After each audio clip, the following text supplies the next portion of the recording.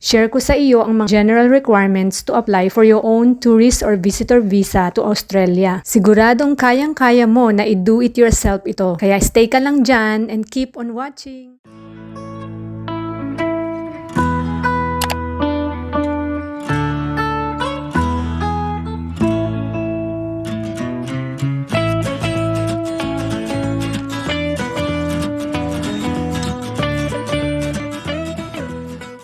To apply for a tourist or visitor visa to Australia, you must have the following paperwork: identification documents o mga dokumento para sa iyong pagkakakilanlan. So first and foremost thing to do, check your passport. Kailangan nyo po ng valid passport or other travel document para sa visa na ito. Valid passport means dapat ang iyong passport ay may at least 6 months validity pa before the expiry date. If you plan to get a new passport or renew your passport, gawin nyo na po muna bago kayo mag-apply ng visa. Make a photocopy also of your travel history on your passport if there's any. That means kung may ibang bansa ka nang napuntahan, make a photocopy of the page na natatakan during your previous travels. Maaari mong ilagay sa bahaging ito ang detalye ng iyong government IDs like driver's license, voter's ID, SSS or GSIS ID at iba pa. Nagkaroon ba ng any changes sa iyong pangalan, sa iyong first, middle or surname? Kung oo, provide documents gaya ng mga sumusunod whichever is applicable. Applicants must provide copy of their birth certificate.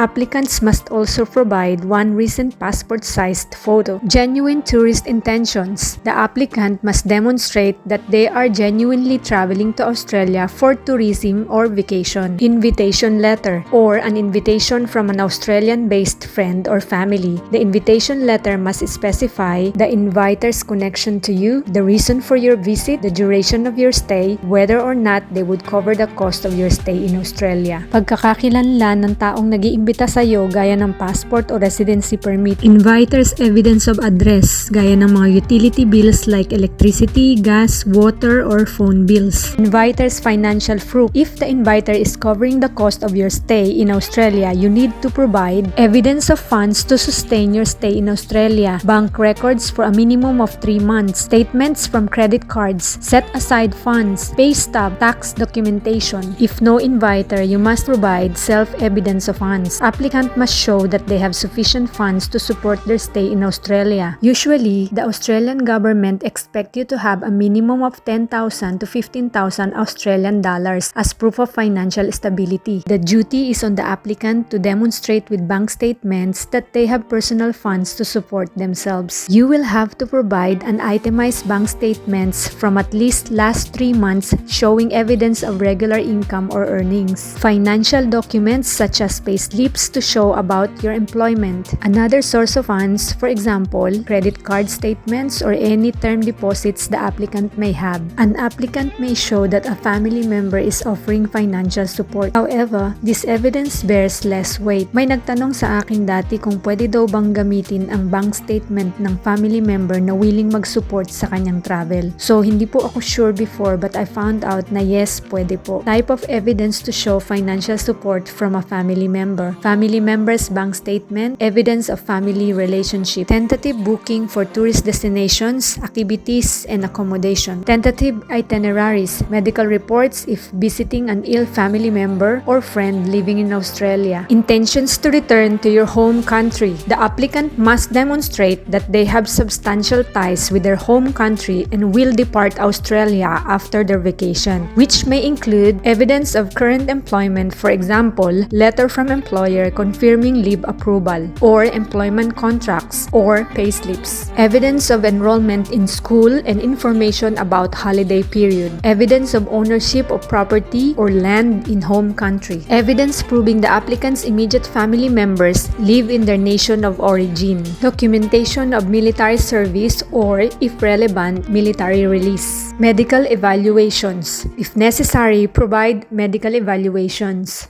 Processing can be anywhere between 1 day to a month. There are some that takes longer than that. Most processing times are within 26 days.